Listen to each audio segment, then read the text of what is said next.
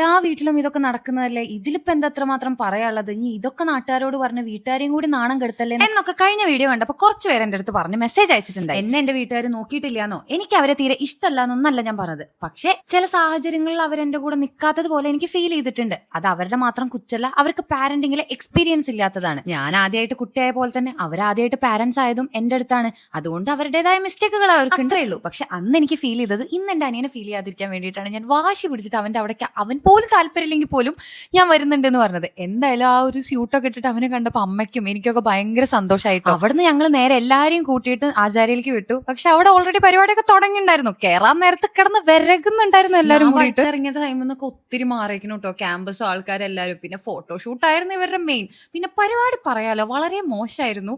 ഞങ്ങൾ വിചാരിച്ച പോലത്തെ ഒരു രീതിയൊന്നും അല്ല അവർക്ക് കൺവോക്കേഷൻ നടത്തിയത്. Still I M so happy. അങ്ങനെ എന്റെ കൊച്ചു വലുതായ ഒരു ഡിഗ്രിക്കാരനായി. അങ്ങനെ ഞാൻ വന്ന ഇവന്റ് കഴിഞ്ഞു കേട്ടോ.